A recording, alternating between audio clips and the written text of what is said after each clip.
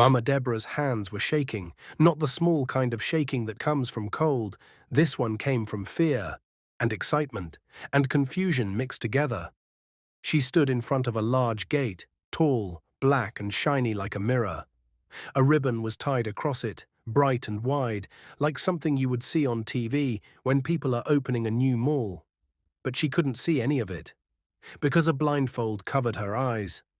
"Small, small, Mama," a young man said softly, guiding her forward. Another young man held her other hand, careful and gentle, like she was made of glass. They sounded the same. Exactly the same. Their voices had that same smooth calm. Even the way they breathed sounded alike. People around them were whispering. Some were gasping, some were laughing in disbelief. Mama Deborah heard the sound of a phone camera clicking. She heard somebody say, "Now them be those twinso." Another voice said, "You mean Jerry and Jeremy? That small boys, way they trek. Go school barefoot?" Mama Deborah's throat tightened. Jerry and Jeremy. She knew those names better than her own cooking pot. Even now, with the blindfold on her eyes, she knew it was them holding her hands. She would know their touch anywhere. She would know the way they always stood, one slightly to the left, the other slightly to the right, like two guards protecting their queen. But her mind still refused to believe it, because the last time she truly held them like this, they were small. So small. Just two boys with dirty cheeks and torn shirts, two identical faces with hungry eyes that kept apologizing even when they did nothing wrong. And now the same boys were grown men in expensive corporate clothes, trimmed beards, shoulders broad, perfume clean and soft. They were leading her somewhere. Somewhere big. Somewhere that sounded rich. "Mama," Jerry said, and his voice cracked a little, "please, don't be angry with us." "Angry?" Mama Deborah repeated, confused. "Why would I be angry? You people said you want to surprise me. Is it a birthday? But you know I don't celebrate birthday." Jeremy laughed quietly. "It's not birthday." Then he added slower, like he wanted every word to land inside her heart. "It's thank you." Mama Deborah swallowed hard. Thank you. That word made her chest ache, because she didn't remember doing anything big. She only remembered doing what she could. And sometimes what she could almost killed her. Jerry squeezed her hand. "Okay, stand here." The twins stopped walking. The crowd stopped breathing. Even the air felt like it paused. "Mama Deborah," Jeremy said, "we're about to remove the blindfold. But before we do, promise us something." Mama Deborah's lips were dry. "What promise?" "Promise you won't faint," Jerry said quickly. Some people laughed. Mama Deborah tried to laugh too, but it came out like a small broken sound. "Faint? For what? You people will not come and use heart attack to finish me." Jerry and Jeremy exchanged a look she couldn't see. But she felt it. That silent twin look. The one they used to do as boys when they were planning something, like sneaking extra bread from church after service. "Ready?" Jerry asked. Mama Deborah nodded. The cloth moved. Light rushed into her eyes. For a second, everything was blur. Then her eyes adjusted, and Mama Deborah's world changed. A mansion stood in front of her, not a small bungalow, not a face me I face you, a real mansion. White paint, clean lines, wide balcony, tall glass windows that reflected the afternoon sun. The compound was spacious. The interlocking tiles looked new. Even the flowers by the gate looked arranged by somebody who knew what beauty meant. And beside the mansion, an expensive black SUV, big, shiny, fresh. Balloons and ribbons were tied to it like a wedding gift. Mama Deborah stared, her mouth opened, but no sound came out. She looked left, she looked right. She looked behind her as if the real mansion might be hiding somewhere else, and this one was a mistake. Then she looked at Jerry and Jeremy. They were smiling. Not proud smiling, not see what we did smiling. It was the kind of smile that begged for acceptance, like two boys again. "Mama," Jeremy whispered, "it's yours." Mama Deborah blinked, once, twice. Then her eyes filled with tears so fast that she didn't even understand how it happened. "No," she said, shaking her head. "No, this is not mine. This kind of thing is not for me." Jerry stepped forward. "It is." Mama Deborah pointed with a trembling finger. "This is a mansion." "Yes," Jerry said. "And that is a car," she added, voice rising. "Yes," Jeremy replied. Mama Deborah's knees weakened. She grabbed Jerry's arm. "Where is the owner? You people should stop playing. Where is the owner of this house? Are you bringing me here to clean?" The crowd laughed again, but some people quickly covered their mouths because her face was too serious. Jeremy held her shoulders. "Mama, look at us, please." She looked. Jerry pulled something out, a car key, a big key fob with a shiny logo. He placed it gently in her palm like it was a sacred thing. "Mama Deborah," he said, and now his voice was shaking too. "This is your car key." Mama Deborah stared at the key in her hand like it was a snake. Then she looked up at the mansion again, then back at the key, then at the twins. Her lips started trembling. Tears rolled down her cheeks. Before she knew it, a sound escaped her, raw, loud, uncontrollable. It was not even crying. It was the kind of cry that comes from years of hunger and stress and prayer. She covered her mouth with both hands. "Oh God," she whispered behind her fingers. "Oh God. Oh God. Is this how you people want to kill me?" Jerry hugged her. Quickly, Jeremy hugged her too. And for that moment, the whole compound became quiet except for Mama Deborah's crying. Some women in the crowd wiped their eyes. One man cleared his throat hard, like he was trying not to cry. Then Mama Deborah heard a voice from behind the crowd. A voice she had not heard in many years. A voice that once turned her life into fire. "Lie! This is a lie!" Mama Deborah froze. Jerry and Jeremy stiffened. The crowd parted slowly as a woman pushed through like she owned the ground. Madame Anita, the wicked aunt. Older now, but still sharp like broken bottle. She walked forward, eyes blazing, and the first thing she did was point at the twins like they were criminals. "You," she screamed, "you think you can come back and rewrite history? You think you can disgrace me in front of everybody? This house, this car, it cannot be theirs. They are thieves. They are—" Jerry stepped forward, voice low and dangerous. "Auntie Anita." Jeremy's jaw tightened. "Don't call our names like you own them." Anita laughed. It was not a happy laugh, it was bitter. "Own you," she snapped. "I should have finished both of you that time. I should have—" Mama Deborah's heart pounded.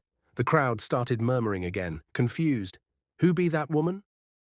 "Na their auntie be that." "Ah, na she chased them comet that year." Anita pointed at Mama Deborah next. "And you," she shouted, "you, Deborah, you want to pretend you are a saint. You want to collect house because you carried two strangers. You think heaven is like market?" Mama Deborah's hands shook. Her tears dried immediately, replaced by fear and anger. But before she could speak, Anita raised her voice again. "I have proof," she yelled. "I have documents. This land, this property, everything belongs to their father's family, and I am the rightful person." A police van suddenly slowed near the gate. People turned. Two uniformed officers stepped down, and Mama Deborah felt her stomach drop, because Anita's smile became wicked, the kind of smile that said, "I didn't come alone." Jerry looked at the officers, then at Anita. Jeremy held Mama Deborah closer, protecting her, and Anita said, loud enough for everyone to hear, "Arrest them if they try anything. Today the truth will scatter this nonsense." Mama Deborah's breath caught in her throat. The mansion, the car, the crowd, the crying. All of it suddenly felt like a dream that was about to be slapped awake. Jerry's fist tightened, Jeremy's eyes burned, and Mama Deborah stood between them, feeling like her life was about to repeat itself. Pain, shame, and helplessness.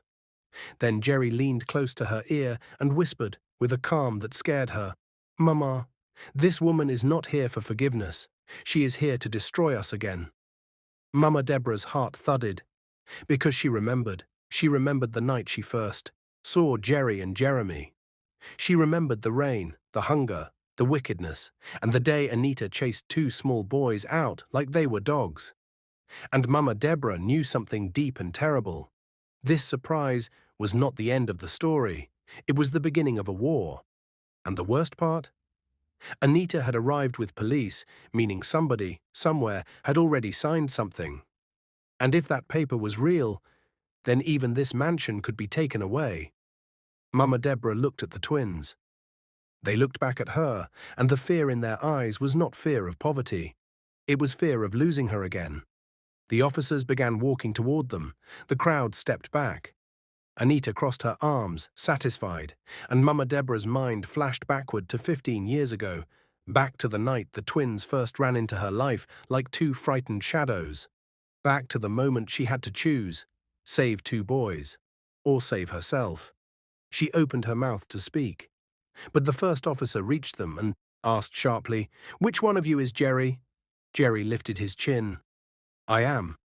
The officer looked at him with a hard face. "You need to come with us." Mama Deborah's world tilted.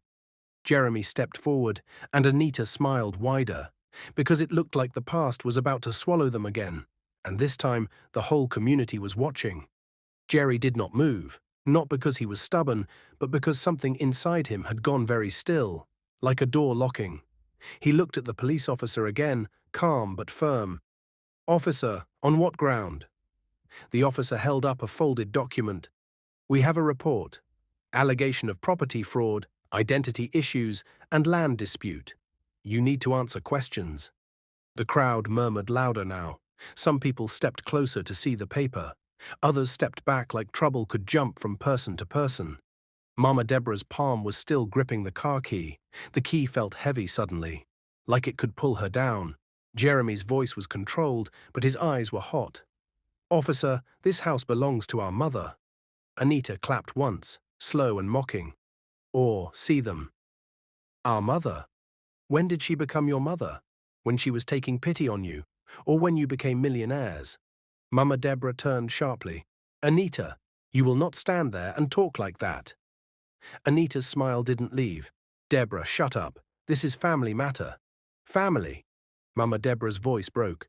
"You chased them out when they were children. You sold their father's property. You made them sleep at the bus park. Now you say family?" Anita's face hardened for a second. Then she recovered quickly. She pointed at the mansion. "This land is not theirs. That's the truth. The truth you people don't like." Jerry exhaled. Slowly, then he did something that surprised everyone. He smiled. It was not a happy smile. It was the kind of smile people wear when they've already fought this battle in their head, and decided they will not lose. "Officer," Jerry said politely, "we will come with you, but you will also come back here, with your senior officer, and with your boss, because today the whole world will hear the full story." The officer hesitated. He looked at Anita like he wanted to confirm if he should still push. Anita lifted her chin. "Yes, take them. Let them go and explain. Thieves always explain." Jeremy stepped closer to Jerry, shoulder touching shoulder like two pillars. "Don't worry, Mama," Jeremy told Mama Deborah softly. "No matter what happens, don't panic." Mama Deborah's eyes were watery again, but this time it wasn't joy. It was fear. Jerry, please," she whispered. "This thing, I don't understand it. I don't want trouble." Jerry turned to her and held her face gently with both hands, like she was a child who had been crying. "Mama," he said low and steady, "remember how you used to tell us that truth is like morning sun, that even if you hide, it will still rise." Mama Deborah nodded slowly. Jerry's voice got even softer. "Let it rise today." Then the officer motioned. Jerry stepped toward the police van. Jeremy followed. And just like that, right in front of the mansion gate, with balloons still dancing on the SUV and the ribbon still bright on the wall, two grown men were being led away like criminals. Mama Deborah's knees almost gave out. The crowd erupted in whispers. "Heh! So the gift no be real. Maybe them they do Yahoo. No, those boys were good children. Anita no get conscience." Anita turned to the crowd with fake tears already ready in her eyes. "My people, I warned you. I warned Deborah too. She is always doing too much. She likes carrying strangers like Christmas goat. Now see disgrace." Mama Deborah's head spun. She wanted to run after the van. But Jeremy had squeezed her hand before, leaving, and whispered, "Stay." So she stayed. Yet her chest felt like it would burst. The police van drove out of the compound. Dust rose behind it. And the mansion, the SUV, the crowd, the ribbon. Everything stood there like a paused movie. Then somebody spoke from inside the crowd. A deep voice. Madam Deborah. Mama Deborah turned. It was Mr. Chukwudi, the community chairman, an elderly man with a big belly and a brown cap. He had known Mama Deborah for years, seen her struggle, seen her cry, seen her refuse gifts, because she hated owing anyone. He stepped forward slowly. Madam Deborah, he said again, please come and sit down small. Mama Deborah shook her head. Chairman, I can't sit. My children, they are not children again, Mr. Chukwudi said gently. But yes, they are your children. We all know. Mama Deborah swallowed. Then why are they being taken like thieves? Mr. Chukwudi sighed. Because Anita has poison in her heart, and she has people. The words she has people made Mama Deborah's skin crawl. In Nigeria, those words meant more than money. It meant connections. It meant power. It meant somebody could twist truth until it looked like a lie. Anita folded her arms again and smirked, watching Mama Deborah shake. Mama Deborah, Anita called out sweetly, don't worry, maybe when they finish asking questions, they will return your key. If the key is not fake. Mama Deborah turned sharply, her voice shaking. Anita, what do you want? Anita's eyes flashed. What I want. My brother's legacy. That is what I want. Mama Deborah took one step forward. Legacy you sold? Anita's expression tightened. For a second, her face showed something ugly, like shame trying to enter, but being blocked by pride.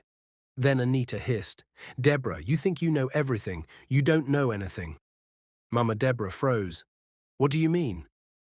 Anita smiled again, slow and wicked. The truth, she said, leaning closer, is that those boys are not even who you think they are. Mama Deborah's heart stopped. Not fully, but enough to scare her. What did you say? She whispered. Anita's voice dropped so only nearby people could hear. I said, Anita repeated, you don't know the full story of their father's death. You don't know the paper their father signed. You don't know the vow he made. And you don't know what the twins truly inherited.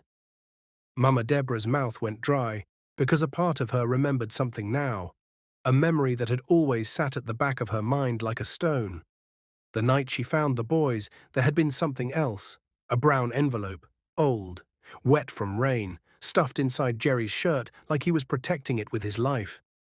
At the time, Mama Deborah had been too scared, too tired, too focused on feeding them to ask questions. She had told herself, they are children. I will not stress them. But now, 15 years later, that same fear returned. What did their father sign? Mama Deborah asked, barely able to breathe. Anita's smile widened. Ask them when they come back. If they come back. Then Anita turned and walked away, pushing through the crowd like a queen leaving a courtroom. And Mama Deborah stood there, shaking. The crowd began to slowly disperse, but not fully. People in the community loved drama. They loved to say, now today we go know the full story. Some women whispered, maybe Anita Day jealous. Maybe those boys truly rich. Maybe they did something bad in America. Then someone else said something that pierced Mama Deborah's heart. Maybe Mama Deborah go lose everything again. Again, that word stung, because she had once lost everything already. Not money, not house, but hope. Long ago, after her husband died and she became a widow, she had watched the world turn its back on her. She had struggled so hard her hands cracked. She had carried water on her head until her neck ached for days. And when she finally started finding small peace, 2 boys had entered her life, and she had poured what little she had into them, like water into a dry plant. Now, just when her joy was rising, somebody wanted to crush it. Mama Deborah forced herself to move. She walked back into the compound slowly, not sure if she had the right to. The mansion stood quiet, beautiful, big, too clean. She touched the wall gently. It was real. Not paint on cardboard, real stone, real work, real sacrifice.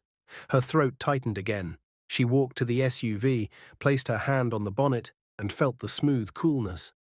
God, she whispered, please don't let this be another disgrace. Then she remembered something else, a small detail that felt like a rope in her hand. Before they removed her blindfold, Jerry and Jeremy had made her promise not to faint. Not promise you won't cry, not promise you'll be happy. They said, promise you won't faint, almost as if they expected something heavy, something shocking, something that could knock her off her feet. Mama Deborah looked around the empty compound. Her eyes fell on the gate. Then she saw it. A security camera mounted near the corner of the wall, another one near the entrance, another one near the front door. These boys didn't just build a mansion. They built it like people who expected enemies. Mama Deborah's heart beat faster. Did they know Anita would come? Did they know she would bring police? Did they plan for this? She began walking toward the front door. The door was tall, brown, glossy. There was a keypad lock beside it. Mama Deborah hesitated. Of course, she didn't know the code. But then she heard a small beep. The door unlocked by itself. Mama Deborah jumped back. Then a voice spoke from a small speaker near the door. Mama Deborah. Mama Deborah's eyes widened. Who is that? It's me, the voice said.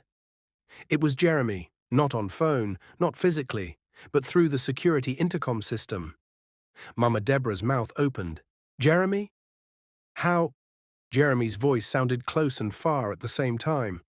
Please don't be scared. We set the door to open for you. Go inside. There's someone waiting for you. Mama Deborah's whole body tensed. Someone? Yes, Jeremy said. And Mama, there's something we didn't tell you before today. Mama Deborah's fingers gripped her wrapper. What is it? There was a pause, a long one. Then Jeremy spoke, voice heavy. Mama, our father did not just die. Mama Deborah's stomach twisted. What do you mean? Jeremy exhaled through the speaker like the words were painful. Our father was killed. Mama Deborah's knees almost failed. Her back touched the wall. Killed, she whispered. Jeremy's voice lowered even more, as if he was afraid the house itself could hear. Yes, Mama, and Anita knows it.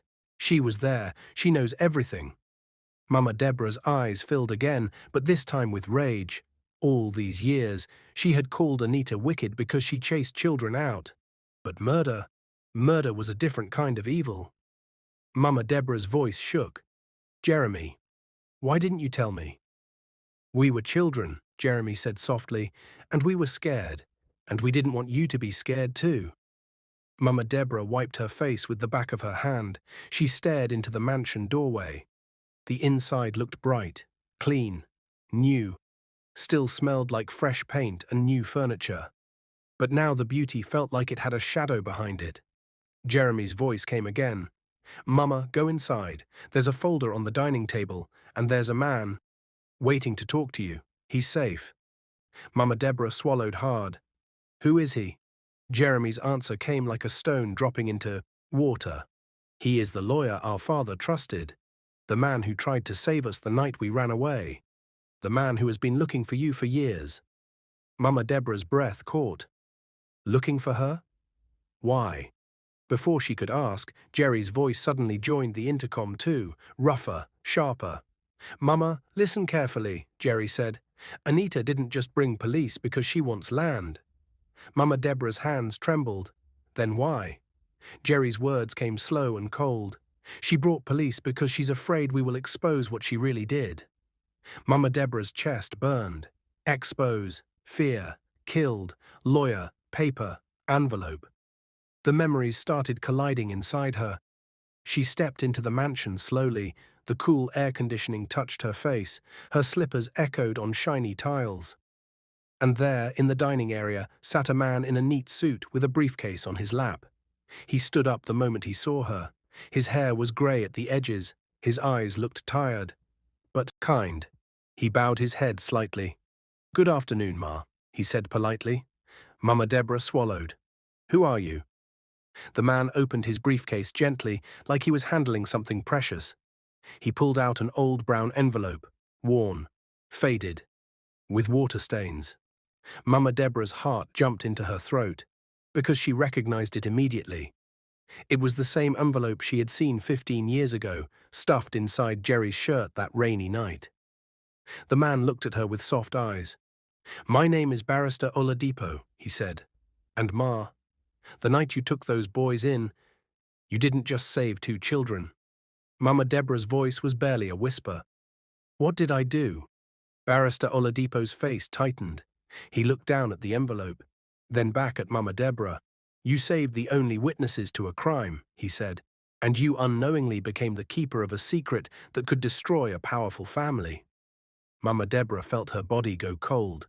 Then, the barrister added very quietly, and now, they are coming for you too. Mama Deborah's eyes widened, her mouth opened, but no sound came, because outside, far outside the mansion, she heard another sound, a car door slam, then another, then hurried footsteps, many footsteps, running toward the house, and the intercom beeped again. This time, it was not Jerry or Jeremy, it was a security alert, a robotic voice. Warning, multiple unauthorized persons approaching front entrance. Mama Deborah's heart slammed against her ribs. Barrister Oladipo stepped back quickly, his eyes sharp now. He grabbed his briefcase. Mama Deborah, he said urgently, we have to move, now. Mama Deborah's lips trembled. Move where? The barrister didn't answer immediately, because the loud banging started on the front door. Bam, bam, bam! A woman's voice screamed from outside, a voice full of poison. Open this door, Deborah, open it now. Mama Deborah's blood ran cold. It was Anita, and she sounded like someone who had brought more than police this time. Mama Deborah looked at Barrister Oladipo. He looked back at her, and then he whispered the words that made Mama Deborah's whole world tilt again.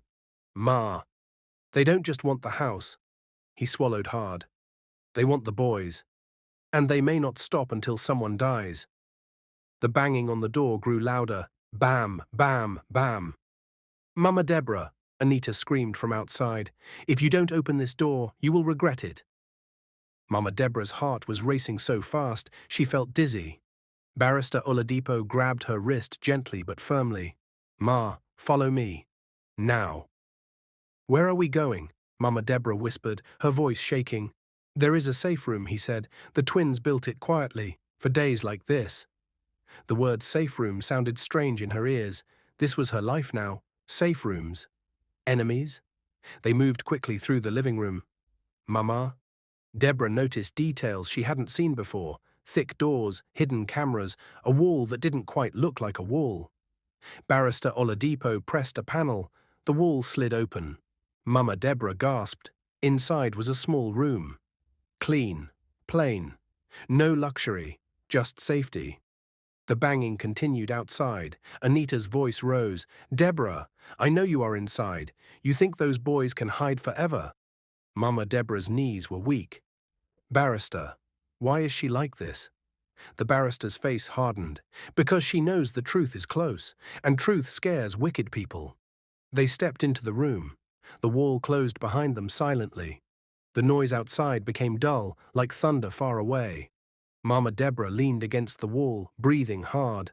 My God, 15 years, all this time. Barrister Oladipo opened the brown envelope again. Inside were documents, old photos. A thumb drive. He handed one photo to Mama Deborah. She stared. It was the twins' father, younger, smiling.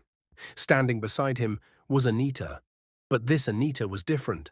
Her hand was on his shoulder, and her face was angry, not loving, angry. This was taken weeks before his death, the barrister said. There was a land deal, a large one. Their father refused to sign everything over to her. Mama Deborah's chest burned. So she arranged everything, the barrister said quietly. The accident, the missing files, the sale of the property. And when the boys survived, she wanted them gone. Mama Deborah covered her mouth. Outside, the banging stopped. Silence followed. Too quiet. Then her phone vibrated. A message. From Jerry. Jerry, Mama, the police station is no longer safe. Anita has powerful friends. But don't worry, we planned for this. Mama Deborah typed back with shaking fingers. Mama Deborah. Planned how? The reply came fast. Jerry, we are not victims anymore. Mama Deborah felt something rise inside her, not fear. Strength, the kind she hadn't felt in years. She looked at Barrister Oladipo. What do you need from me? The barrister met her eyes. Courage, and your voice. Mama Deborah nodded slowly. She wiped her tears. Outside, footsteps moved away. But Mama Deborah knew something now. This fight was no longer just about a house. It was about truth, about justice, and about protecting the sons she chose 15 years ago. And this time, she was not running. By morning, the mansion compound was full again. But this time, it wasn't balloons or celebration that brought people. It was news. Word had spread through the community like fire in dry grass. Police arrest twins, wicked aunt exposed, rich boys return. People came out of curiosity. Some came out of anger. Some came out of guilt. Inside the mansion, Mama Deborah sat upright on a simple chair, hands folded tightly in her wrapper. She had not slept. Her eyes were red, but her back was straight. Barrister Oladipo stood beside her, adjusting a small microphone pinned to her blouse. "Ma," he said gently, "once this starts, there is no turning back." Mama Deborah nodded. "I have turned back enough in my life." Across the room, a screen lit up. Jerry and Jeremy appeared on it, sitting side by side in a quiet office. They looked tired, but strong. Behind them was a banner, Live Broadcast. Jeremy spoke first. "Good morning, Nigeria." The crowd outside the gate fell silent as speakers carried their voices. Jerry continued, 15 years ago, our parents died in what was called an accident. But it was not an accident. A murmur swept through the crowd. Mama Deborah's chest tightened, but she stayed still. Jeremy's voice softened. After that night, we were chased away, homeless, hungry, forgotten. The camera cut briefly to Mama Deborah. Some people gasped, some looked down in shame. Jerry spoke again. One woman took us in when nobody else would. Struggling widow. She fed us when she had almost nothing. Mama Deborah's lips trembled. Jeremy turned to the camera. Today she stands accused for loving us, and our aunt Anita wants to rewrite history. At that moment, another screen lit up. A recorded video. Anita's face appeared, not proud, not loud, but nervous. Her voice played, shaky and rushed. "I didn't mean for him to die. I just wanted the papers signed. The driver was not supposed to speed." The crowd exploded. "What? Jesus! So it was true." Mama Deborah closed her eyes. Tears rolled down her face, not of weakness, but release. Barrister Oladipo leaned close and whispered, "That confession was recorded years ago. She never knew." Outside, Anita's car suddenly appeared at the gate. She jumped down, screaming, "It's a lie, a setup." But this time the police did not stand with her. They stood in front of her. Handcuffs came out. The crowd parted. Mama Deborah stood slowly. Her legs shook, but she did not fall. She stepped forward and spoke into the microphone. "I am not rich," she said, her voice breaking. "I am not powerful. I only chose kindness when the world chose cruelty." The crowd was silent. "I don't regret it," she added, "even if I suffer again." Jerry's voice came through the speakers, steady and strong. "Mama, you will not suffer again."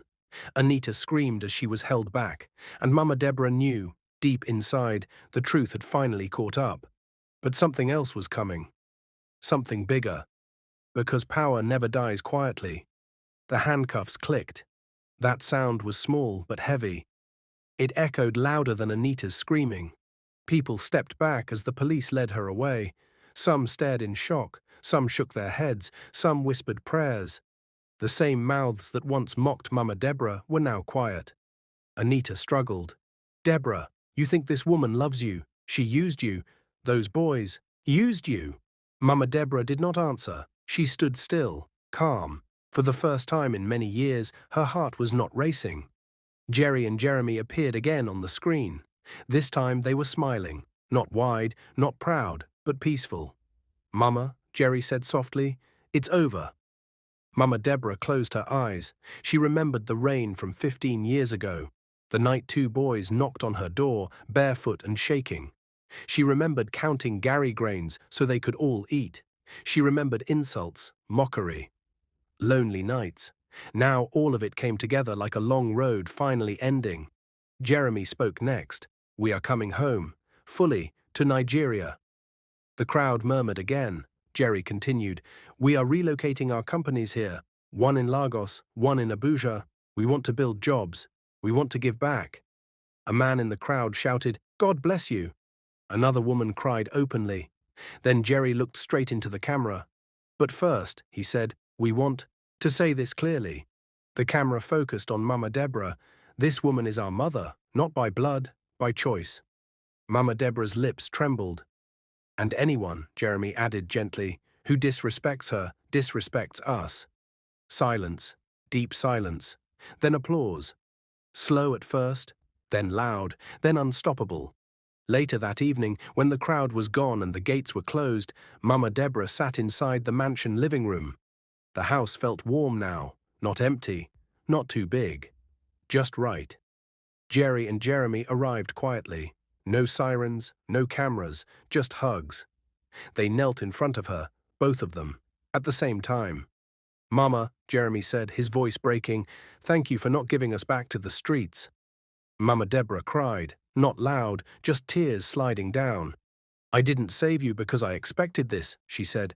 I saved you because you were children. Jerry nodded. And that is why we became men. Days later, Anita was formally charged. The Aita case went public. The truth could no longer be buried. Mama Deborah moved fully into the mansion, but she kept her old cooking pot. She said it reminded her who she was. Jerry and Jeremy set up a foundation in her name, the Deborah Home Initiative, for widows, for abandoned children, for people everyone else ignored. Mama Deborah became busy again, but this time not with survival, with purpose. And sometimes, late at night when the house was quiet, she would sit on the balcony, look at the stars and whisper, "Thank you, God. I did not know kindness could come back like this. Kindness is not weak." Mama Deborah helped without power or money, yet her kindness outlived cruelty. Good seeds grow quietly. Jerry and Jeremy didn't become great overnight. They grew because someone believed in them. If you like this story, comment, share, and subscribe to our channel for more interesting stories.